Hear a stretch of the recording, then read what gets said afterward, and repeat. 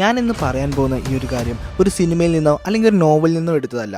പകരം നമ്മുടെ തൊട്ടടുത്ത സംസ്ഥാനത്ത് ശരിക്കും നടന്നതും അവിടുത്തെ നാട്ടുകാരെ മുഴുവൻ അമ്പരപ്പിച്ചതുമായ ഒരു കാര്യത്തെക്കുറിച്ചാണ് ഞാൻ ഇന്ന് സംസാരിക്കാൻ പോകുന്നത്. ഒരു ദിവസം ഗണേശൻ എന്ന് പറയുന്ന വ്യക്തിയെ പാമ്പ് കടിയേറ്റ് ഹോസ്പിറ്റലിൽ കൊണ്ടുവന്നു. ഡോക്ടർമാർ എന്താണ് പറ്റിയതെന്ന് ചോദിച്ചപ്പോൾ കൂടെ വന്ന ആളുകൾ പാമ്പ് കടിച്ചതാണെന്ന് പറഞ്ഞു.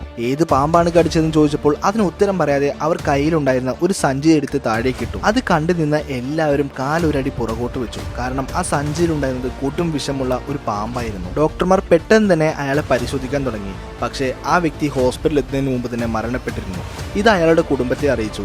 ആ കുടുംബം ഈ വാർത്ത കേട്ടതും തലയിലടിച്ച് കരയാൻ തുടങ്ങി. അവരുടെ കരച്ചിൽ ആ ഹോസ്പിറ്റൽ മുഴുവനും അലയടിച്ചു. ഡോക്ടർ അയാളെ പരിശോധിച്ചതും ഇയാളുടെ ദേഹത്ത് മറ്റൊരു പാടുകളും ഇല്ലാത്തതുകൊണ്ട് ഇതൊരു പാമ്പ് കടിച്ച സാധാരണ മരണമാണെന്നും പറഞ്ഞ് ഡെത്ത് സർട്ടിഫിക്കറ്റ് കൊടുത്തു.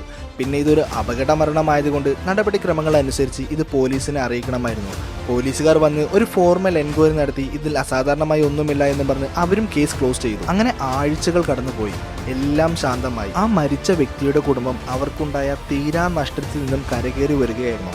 ആ സമയത്താണ് ഇതിലൊരു വലിയ കോർപ്പറേറ്റ് കമ്പനി ഇൻവോൾവ് ആവുന്നത്. ആ കമ്പനിയിലെ ആളുകൾ പറഞ്ഞു, ഇതൊരു സാധാരണ മരണമല്ല, ഇതാരോ കരുതി കൂട്ടി ചെയ്ത ഒരു പക്ക പ്ലാൻഡ് മർഡറാണ്. അവർ നേരെ പോലീസ് സ്റ്റേഷനിൽ പോയിട്ട് ഒരു കംപ്ലൈന്റ് ഫയൽ ചെയ്യാണ്. ഇയാളുടെ മരണത്തിൽ എന്തൊക്കെയോ സംശയങ്ങളുണ്ടെന്നും അതിന് വ്യക്തമായ ഒരുപാട് ക്ലൂകളും അവർ കൊടുക്കുകയാണ്. പിന്നെ ഒരു കാര്യം, ഈ കേസ് കൊടുത്തത് ഒരു സാധാരണക്കാരനല്ല, ഒരു വലിയ കോർപ്പറേറ്റ് കമ്പനിയാണ്. അതുകൊണ്ട് തന്നെ പോലീസുകാർക്ക് ഈ ഒരു കേസ് അന്വേഷിക്കുക എന്നല്ലാതെ മറ്റൊരു ഓപ്ഷനും ഉണ്ടായിരുന്നില്ല.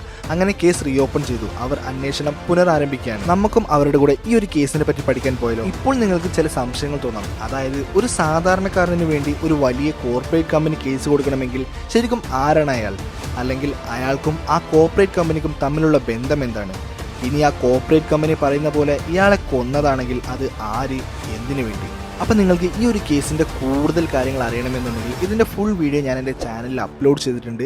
അതിൻ്റെ ലിങ്ക് ഞാൻ താഴെ പിൻ ചെയ്ത് കൊടുത്തേക്കാം. അപ്പോൾ എല്ലാവരും മറക്കാതെ ആ ഒരു വീഡിയോ ഫുള്ളായിട്ട് കയറി കാണുക.